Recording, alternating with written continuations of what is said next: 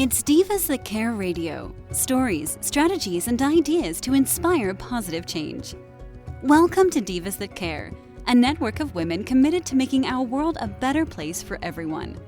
This is a global movement for women, by women, engaged in a collaborative effort to create a better world for future generations. To find out more about the movement, visit divasthatcare.com after the show. Right now, though, stay tuned for another jolt of inspiration. Hello to all. Welcome to Divas That Care Network. I am Joyce Benning, and I will be your host for this invigorating, robust lifestyle show. I want to thank each of our listeners today. I am very grateful that you have tuned in to this show today. And it is going to be exciting. I have a very exciting brand new diva with me, Gina Laso, and she is going to speak about Integrita Productions. Oh my, this is going to be fun. Gina, could you please just introduce yourself to our listeners today? Well, thank you so much for including me in today's podcast. I'm so excited. To introduce myself, I don't know how to do that. I'm better behind a camera capturing other people, so it's a little foreign to me to be talking for myself. I'm usually coaching people. Oh, that's a great way to put it. You're the camera person behind the scenes, taking all the memory shots of everything for everybody to look at and have memories of. That is beautiful. Exactly. I love that intro. Yeah. That was great. Well, tell us a little bit on Integrita Productions. Explain to our listeners today exactly what that is. Yeah, Integrita Productions is a company that I started. Integrita is an Italian word for integrity, and I just feel like that's important to me to bring integrity to whatever I do. And basically, it started as a graphic design business. I was doing newsletters and business cards and logos and some basic design. But over the past, 30 years, it's developed more and more into business promotion, and that's how I got into the video capture and capturing the essence of a product or a sales, whatever. And then it morphed into book design. So I do a lot of book layouts, and I help self-published authors kind of get a feel for the process if they've never done it before. So, yeah, it incorporates a lot of different creative aspects, and I just feel so blessed to be a part of it. Oh, wow. That does. And I love the name, Integrity, because that says it all right up front. Mm-hmm. You're honest, and people can trust you, and that is beautiful. Mm-hmm. I love that. Well, thank you. You're so welcome. Well, what made you so passionate about wanting to be able to help people in designing different logos and books and all kinds of things? Why are you passionate about this, Gina? Well, back when I started, I graduated with a graphic design degree, and I just am a creative person ever since I was a little girl. And so to be able to express a thought, encapsulate a feeling, and portray that for people to see it and feel it and know it, that's been just an passion in me my whole life. I always want to express. That's what started the art field for me. But then 20 years ago, I wrote a book, and I was passionate about expression through words, so I expressed, and didn't have a clue on how to get that out of my hands into print form so other people can read it. So I went down that path creatively of printing a book for myself. And through that process, I learned that there are so many avenues to go through that, how to figure it out. It's very overwhelming. So because I conquered that, I have a new passion over the past 20 years that has developed to help other authors do the same thing. Oh, wow.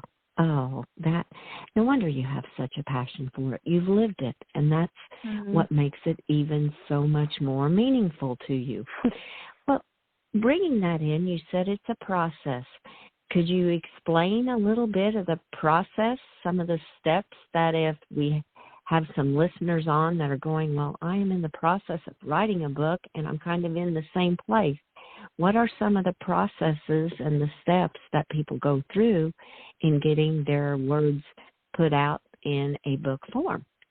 Yeah, I found that every single person out there that wants to put their efforts in writing, they've done a lot of the work before I even see it. And it comes in the form of the words and the editing. So when it comes to me, it's basically their baby that hasn't been birthed yet. It is just a concept. It's a manuscript. It's a rough form. And what it takes is just tender care in helping a person through dialogue to figure out, okay, what is this end product going to look like? Is this an informational book? Is this a memoir? Is this a cookbook? And each type of book takes on a different life through paper choice, through formatting, different margins, different fonts, and the creative art process will enhance the essence of the project. And so that's where I come in. I kind of help in that unknown stage of, okay, I've got words, but what do I do with it to make people understand the essence of it? And that's where the beauty of it comes together. And then once it's in the computer and it's a beautiful form, then it's about, okay, how do we print this thing? What paper? What treatment of the cover? Is it a hard book? Is it a softback book?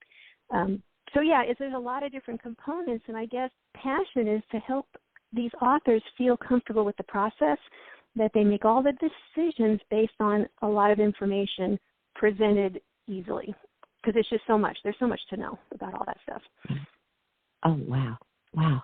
You are the kind of the person that, like I saw on a news article that one of the papers had done on you called Book Midwife, and it said birthing a book. And I'm like, you just explained that so well. I thought, book midwife? I hadn't quite heard that one.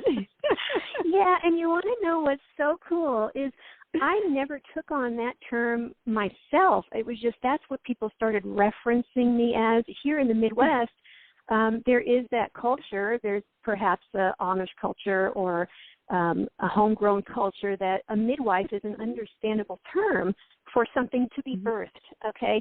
But what's so funny is there is a book midwife who has copyrighted this term, and she's in the UK. She reached out to me that very same day saying, do you know that I'm the book midwife? I said, well, I did not know that. I want to know you if you're the book midwife. So anyway, we have since developed a friendship. And I help her here in the United States, and, she helps me in the UK. And we've got a great partnership. But now I've, humbly become the book designer and coach. I'm the book designer and coach. I will coach you to, triumph over getting a self-published book out. Oh, I love all that. That is so neat. And I mean, midwife, when I think of midwife and the name of your of productions, it all comes together because you trust the midwife. You know they're going to be honest with you, and that's exactly what the name of your Integrita Productions is. Oh, it just all fits together so well. Oh, thank you so much. That is really, really neat. I love that. And then I love the connection of clear across, as I say it, across the pond in another country. Something so simple has connected the two of you, and now you've become friends through it. Wow. Oh, yeah. And it's really based on honesty and like you said, and integrity. And that really is important to me. And it was important to her. And, just being transparent with the process. Yes. Just being open and honest with people and letting them know what they need to do and help give them options so they can make the decisions that they're going to be happy with in the end. Oh, that is incredible. Well, and as I think about that, the two of you connected like that, I've done other interviews, and we always talk about we all live under the same sky. We're all under the same sky. So you guys just connected through something you had in common. Oh, that is awesome, and that you can stay connected like that. Wow, what a friendship. What a beautiful friendship you built. Well, like on the books, do you help, like they tell you what the book is about, then do you come in and maybe come in with some, like I'm not a person that's good at drawings or anything. Graphic design is not one of my in life. So I would go, so if I was doing a book about horses, and then you could come in and do you help design the cover then to match what the stories or the words are about in the book? Yes, that's my task. Is to give the essence on the cover, because people sometimes they say, don't judge a book by its cover, but people do. They do. They want to know about what it's going to feel like by the picture visually, by how that cover feels in your hands. It all makes an impact on if you're going to read that book or not. Oh, I would agree so much, because that picture brings energy into you to let you know whether you kind of connect with that book by that design on the front, how important that is for people to be able to market their book. Oh, wow. That's incredible. I love that, too. Well, what all kind of books have you helped people go through? What kind of books have you helped birth? I guess I will put it that way. I guess so many. I mean, I've done children's books. I've done books for the literacy programs in some of the schools, cookbooks. Like the last really, really cool project was just recently called The Quarantine Kitchen, and it's how we all became chefs during the pandemic. It started in New York in a gal's house. Her and her daughters were sitting around during the early stages of the COVID thing last year and said, we're all home, we're all in our kitchens, we're all cooking. Why don't we start a Facebook page to share our recipes with each other, since we're all homebound?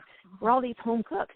And they did. And that little Facebook page bloomed into now over 40,000 members. It was such a hot thing at the beginning, and a year later it's bloomed.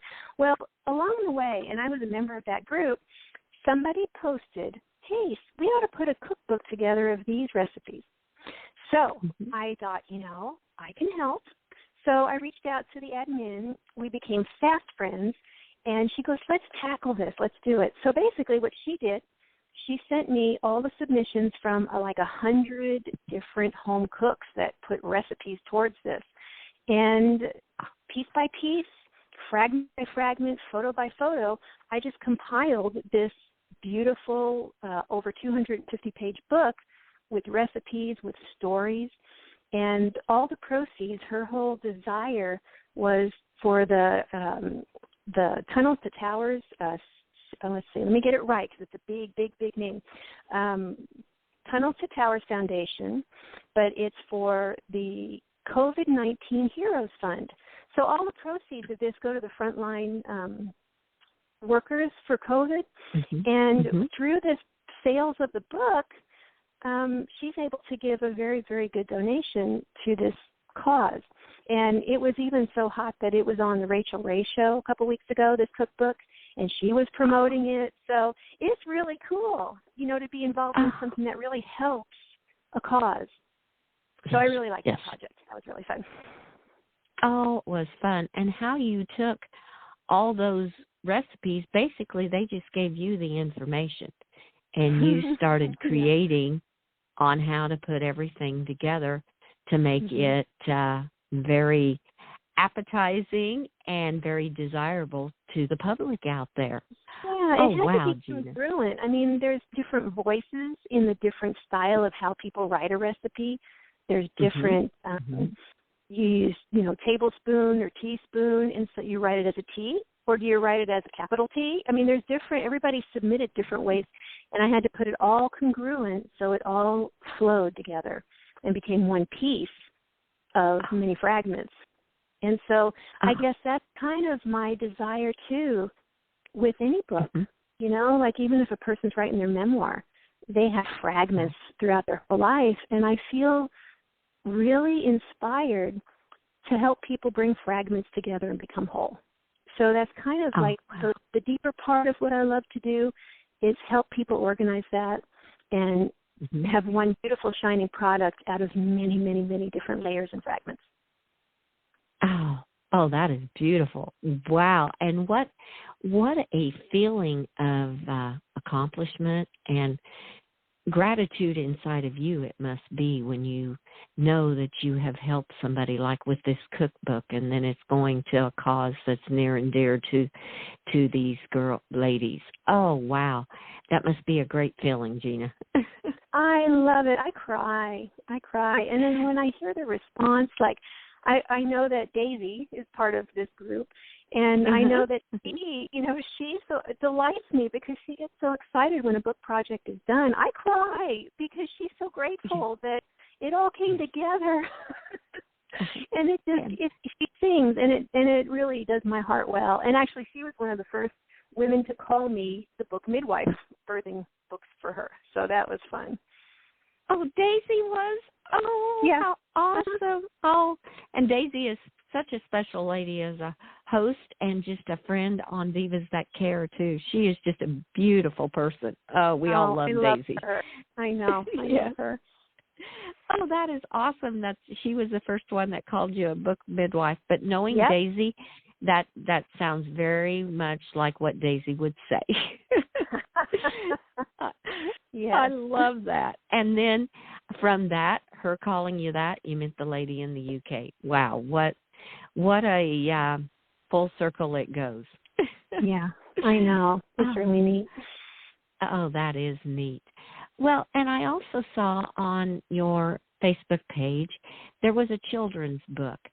And did you do something very similar with it, like you did the cookbook, where you put little children's stories together? Or is it more of a... Which one was that? Yeah, do you remember which one that was? It's hard for me to recall. People, Pride, and Promise? Oh, yeah, that was a project about the Dockham Sit-In in Wichita. Uh-huh. And that project came to me as already illustrated. So they had an illustrator, they had a story, and my job was to take the illustration, match it with the words of the story, and put it together in a really pleasing form that flowed from cover to cover. So I took pieces, and made it congruent. Mm-hmm. Oh, wow. And that would, to me, that almost sounds like more of a challenge because you are capturing a child's attention. And some of them, they love to read, and some that aren't so excited about reading, but they see illustrations and it gets them excited. So that would, that was quite a challenge. Oh, congratulations on putting all that. Thank you. And I love that because I guess I have eyes to see who sees the book and how they perceive it. And there is a different way to try. I don't think about it consciously. Thanks for bringing that out. But I do have to really consider what a child sees. And there are different fonts, different typefaces that are part of the literacy program. And so they've determined recently kind of what those are. And they're not fancy letters. They have to be very easily read. The contrast has to be right. Everything has to flow. And for some challenges for some kids to be able to also read the same books. So, it has to go, different layers of that. Yes, there would definitely be multiple layers of that. And yet, I've done books for an older generation. And there was one gentleman who, I think he was in his 90s, had a memoir about his life. And he wanted that typeface big enough for his poor eyesight. And so we made that book huge. It was a nice-sized book. Like, the letters were huge in it, but that was his end goal. He wanted his friends to be able to read it. So we had to cater to that, all into the spectrum. Yeah, right. And you have to be adaptable and have the ideas in order to capture all of that. Like, he wanted the bigger print and to bring it all together for the older generation to be able to read too. Oh, how beautiful. Yeah. Wow, girl. You are so well-rounded. I just love it. Oh. That is just incredible how you can take all that and put it together to capture the audience that it we'll be going to. That is very beautiful. Words are no good if you can't absorb them. You can't. I mean, it's a distraction. I remember I ordered a book because I'm a book gatherer, and so I ordered a book on Amazon, and it came to me, and there were typos in it, and the words were crept in the crease, and you had to open the book, you had to crank it open. And, I sent that book back. I said, I want to read the content, but I can't get past the functionality of it. I cannot read this book. And, that's poor design. I want to see somebody's baby thrive. I don't want to just throw something together, like this book was. It really taught me something by seeing that. Wow. There was a reason why you saw that, because you've seen how it can be done in not a correct way, and then comparing it to the way that attracts people's attention and wants them to continue to read each page. It gets them excited, really. And I feel it's energy. It's a lot of energy that can come off of that book when they see the pictures and like the children see the illustrations. Their energy rises that they want to read the book. So it gives them a desire. Well, that's awesome. That's neat. Yeah. Well, kind of on another note then, do you do logos, brochures, posters, or do you mainly, I know in the beginning you kind of mentioned you do things like that also to help businesses. Can you tell us a little bit more on some of the other things that you do? I still keep my hand in all of it. I kind of like a jack of all trades when it comes to that piece of it. If somebody needs something, like right now I am working on a logo, and it's been taking a process because it has to feel right. It's for an event center. And that logo has to have the right color. It has to have the right contrast. It has to have the right feel to represent this wonderful event center. So, I still keep my hand in all of it. Whatever is the need, I rise to it. I'll do it. Oh, yes. And when you're speaking of a logo, I can kind of relate, because I was thinking of doing a logo on our Benning Ranch, and I'm like, nothing has ever that I've seen and people have tried to help me with. I'm like, no, that just, it's there's no energy in it. There's nothing there for me. So I just have never come across. We'll have to talk on that one. I think so. I know. That's just my passion. I guess it's kind of a quirk, maybe, even of mine, that I want to get into the essence and the deep part and express that so everybody can see it. I have a fortunate ability to be able to see stuff like that, but not everybody can. So I have a passion to be able to help other people see what I see. Oh, what a beautiful passion. And I call it a very, very good talent, because like you said, it's not, I wouldn't call it a quirk, because that's a talent that you have been given. Thank you. Oh, you're so welcome. And then you also do help like brochures, if somebody is wanting to have a brochure to hand out, or to, and do you do business cards, help design business cards also then? I do. Yeah, I do. I'll do all of that. Wow. Oh, man. You just do a little bit of everything. That is too awesome. I love it. Thank you. Well, and then on another note, I also see you do videography, and one of the pictures that definitely caught my attention was you had cattle on there, and, well, being an animal lover, that was the first one I saw. Oh, yeah. I love capturing video. It's a whole different platform, a whole different media. You have to treat it differently. But, no, I love getting out there in the field. There was a time last year that I was chasing tractors. Because I wanted to get behind the tractor with my video camera and get the blades while they were drilling. And, oh, my gosh, I mean, it's so exciting to get up close to things. And the things I get to experience by being behind the camera is just, it's awesome. It's really fun. Oh, I can believe it. And even, like, behind that tractor with the drill or with a piece of equipment, I mean, there's kind of the dust in the air, and you just catch so many things. Oh, how beautiful. Well, and with these cattle, the sky is just magnificent, too, behind them. Everything, and the look on the cows' faces, they're like, what are you doing? I know, they were very curious about me in their field. Like, what are you doing in here with us? It was fun. Yes. That's exactly what the look on their face is. What is she doing? I love it. That is really neat. Well, what all kinds of things do you do in the photography? Do you do a little bit, or the videography? Do you do everything, or do you try to focus on certain things, or whatever needs to be captured? Whatever the need is, I'll capture it. I just did a video shoot 2 days ago, did the editing yesterday for a realtor selling a home. So that was a beautiful project.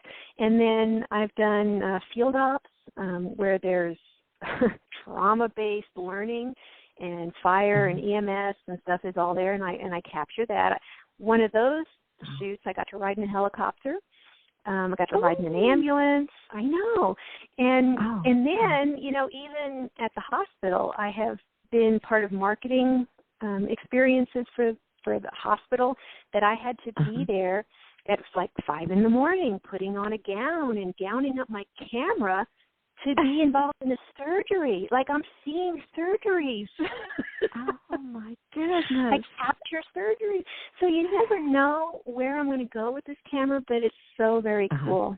So I just capture an essence, put it in a package, so somebody can use it for a marketing video. That's kind of my bent. To use it as a marketing video. Oh, yeah. How beautiful. And boy, just a little bit you said, that takes you from all realms, from behind a tractor into a surgery room. Those are I know, right? Has 2 different total spectrums. Yeah, but it's really, really neat. And I've done weddings. I've done that kind of a capture. So yeah, it's really anything that needs to be archived or kept or beautifully the essence of it captured. That's me. I do that. Oh, wow. Oh, that is just incredible, girl. Wow, you are just very, very talented is what I would call it. Thank you. I love that. You are so welcome. Well, Gina, this interview once again has gone so quickly. Oh, my goodness. I have learned so much, and you have shared so much great information to the listeners. This has just been incredible. I will ask, do you have any little final tip you would like to leave with our listeners today? Oh, gosh, I don't know what to say other than whatever project that you're involved in, just breathe and try to see it. Try to put it together, and it'll happen. Organically things come together, and just to breathe and seek out the right kind of references to help with that. Oh, what a beautiful tip. Beautiful. Kind of what's in your heart and you have a passion for, follow it, and it'll all come to life. Exactly. Yep. Oh, beautiful. I loved it. Well, Gina, I must ask, I would be honored to have you back on Robust Lifestyles again later on, where you can keep us updated on all the new happenings that are happening in your Integrita Productions. That would be, I would be honored. Yes. Thank you. Oh, you are so welcome. Well, thank you so much for being my guest. This was so much fun. I loved it. Oh, thank you so much. Yes. You are so welcome, Gina. And I want to thank all of our listeners for listening to this wonderful interview with our amazing diva, Gina Laso. Please share this with all your family and friends. And be sure to check out all the other hosts and their shows on divasthatcare.com. Have a fantastic day. Be kind to all. Give your animals an extra hug and share your love with them too. Until we connect again on Robust Lifestyles, stay strong and healthy. Thanks for listening. This show was brought to you by Divas That Care. Connect with us on Facebook, on Instagram, and of course on divasthatcare.com, where you can subscribe to our newsletter so you don't miss a thing.